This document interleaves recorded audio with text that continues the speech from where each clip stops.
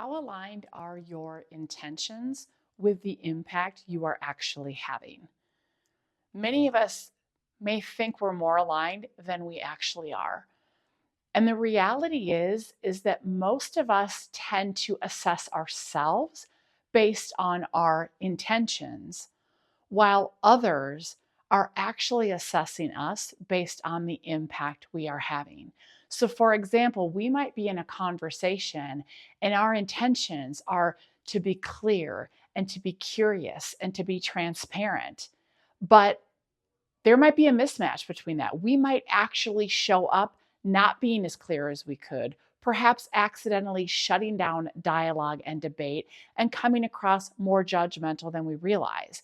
And so while the intentions in our head might be, I'm going to do this, how we're delivering the message, our body language, our tone might be received very differently from others and have an impact completely different.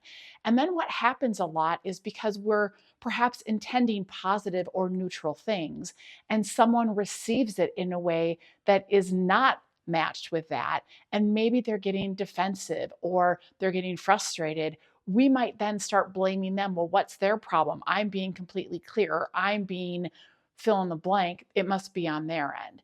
And here's the thing is that we have to care for both our intentions and our impact.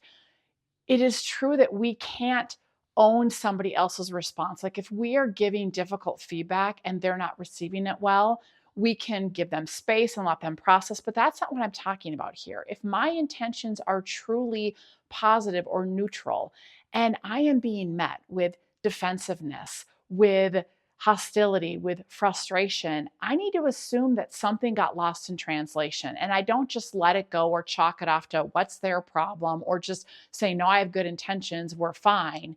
I need to say, I want to check in with you because this is what I was intending, but I'm hearing some defensiveness. What did you hear? How did you receive that? So when we tend to mismatches between our intention and impact, it's hugely brave. It can be a trust builder and it can clear up unnecessary misunderstandings. So we need to care for both. We need to start assessing ourselves based on the impact we're having. And if we don't know what kind of impact we're having with other people, it's an opportunity for us to ask and get some feedback. So, my invitation and my challenge for you this week is to start to pay attention and care for both your intention and your impact. And when there is a mismatch, tend to it, don't wait. I would love to hear what opens up for you as you put this into practice. And remember, never ever let anyone dull your sparkle.